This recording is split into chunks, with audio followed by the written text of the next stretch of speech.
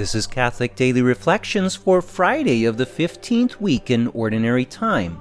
Today's reflection is entitled, Freedom from Condemnation. Jesus was going through a field of grain on the Sabbath. His disciples were hungry and began to pick the heads of grain and eat them. When the Pharisees saw this, they said to him, "See, your disciples are doing what is unlawful to do on the Sabbath." When Moses gave the 10 Commandments to the people, there was a prohibition against working on the Sabbath. The Third Commandment said, in part, that you shall not do any work on the Sabbath. By the time of Jesus, the Pharisees had added much commentary to this law and expanded it to include as many as 39 different forms of work that they believed were forbidden. Included in their list were the practices of harvesting and milling of grain. For that reason, when the Pharisees saw that the disciples were picking heads of grain and rubbing the grain off the husks so that they could eat it, the Pharisees condemned them for violating what they interpreted to be an offense against the Third Commandment. The first thing we can note from this passage is that the disciples were hungry. They were exceptionally devoted to Jesus and had been traveling with him from town to town so that he could preach the gospel. They had given up occupation, home, family, and income so as to be singly devoted to Jesus and his mission. And as a result of this, they were living in poverty and relying upon the generosity of others. It is in this context that they chose to eat the most humble of foods, grain that they picked as they walked. They didn't complain that there wasn't a hot meal waiting for them at their destination.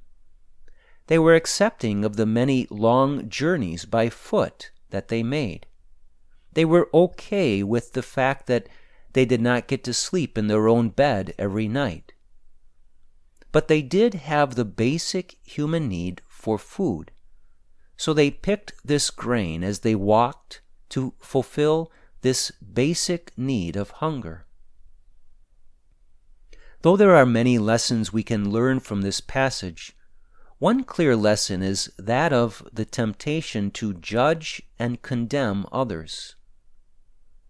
When we fall into the trap of judging others, there are a few things that are common. First, judging and condemning often is based on perceived wrongs that are inflated and exaggerated. The Pharisees clearly inflated and exaggerated this sin of the disciples. In our lives, judgmentalness almost always makes the perceived sin of another far more serious than it is, if it is sin at all. Another common temptation that flows from a judgmental and condemning heart is the failure to even understand the condemned party.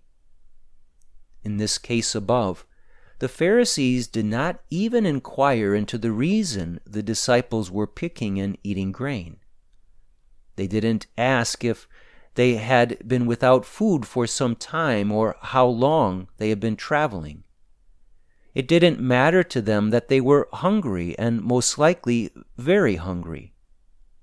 So also with us, it is common that when we judge and condemn another, we arrive at our verdict without even seeking to understand the situation.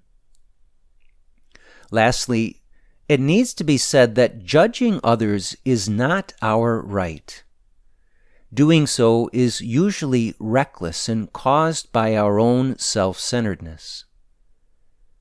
God did not give the Pharisees the authority to expand the Third Commandment into 39 forbidden practices, nor did he give them the authority to apply those interpretations to the perceived actions of the disciples. And God does not give us the authority to judge others either. If another is clearly caught in a cycle of objectively grave sin, we must do all we can to help draw them out of that sin. But even in that case, we have no right to judge or condemn. Reflect today upon any tendency you have toward being judgmental and condemning of others. If you see this tendency within yourself, spend time thinking about the Pharisees.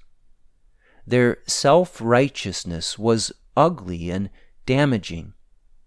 The negative example they set should inspire us to turn away from such acts of condemnation and to reject those temptations the moment they come. Let us pray.